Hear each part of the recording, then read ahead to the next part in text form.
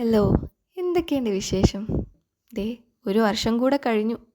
കുറേ പ്ലാനുകൾ ഉണ്ടായിരുന്നില്ലേ? എന്തൊക്കെയോ കുറച്ചൊക്കെ നടന്നു, പലതും നടന്നുമില്ല. പോട്ടെ, സാരമില്ല. പുതിയ വർഷം വരുമ്പോൾ എല്ലാവരും വലിയ പ്ലാനുകളൊക്കെ ഇടും. എന്നിട്ടോ പകുതി വഴിയിലൊക്കെ ഇട്ടിട്ട് പോകും. നമുക്ക് ഇത്തവണ അങ്ങനെ വേണ്ട. ഇത്തവണ പ്ലാന് കുറച്ചുകൂടെ ഒന്ന് സിമ്പിളാക്കാം.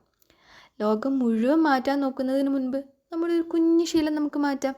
കഴിഞ്ഞ വർഷം ചിലപ്പോൾ നിങ്ങൾ വിചാരിച്ച പോലെ ഒന്നും കാര്യങ്ങൾ നടന്നിട്ടുണ്ടാവില്ല.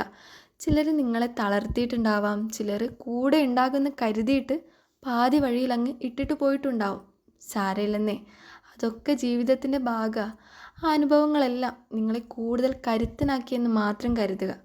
മറ്റുള്ളവരുടെ ഈ ലൈഫ് കാണുമ്പോൾ ഒരു ഫിയർ ഓഫ് മിസ്സിങ് ഔട്ട്, ആ ഒരു കാര്യം നമുക്ക് ഇത്തവണ വേണ്ട. ഓരോരുത്തർക്കും അവരുടേതായ ഒരു സമയമുണ്ടെന്നല്ലേ. നമ്മളുടെ സമയവും ഇതേ ആകാൻ പോവുക ഈ വർഷം. ഒരു ദിവസം കൊണ്ട് അത്ഭുതങ്ങളൊന്നും സംഭവിക്കാൻ പോകുന്നില്ല. പക്ഷേ ദിവസവും ചെറിയ കാര്യങ്ങൾ മടുപ്പില്ലാതെ ചെയ്തിട്ട് വർഷാവസാനം നിങ്ങൾ നോക്കിക്കേ, നിങ്ങൾ എവിടെ എത്തിയെന്ന് നിങ്ങൾക്ക് പോലും സങ്കല്പിക്കാൻ കഴിയില്ല. കൺസിസ്റ്റൻസി ഈസ് ദ കീ എന്ന് പറയുന്നത് വെറുതെ ഒന്നുമല്ല. അപ്പം അത്രയേ ഉള്ളൂ, വലിയ ടെൻഷനൊന്നും അടിക്കണ്ട.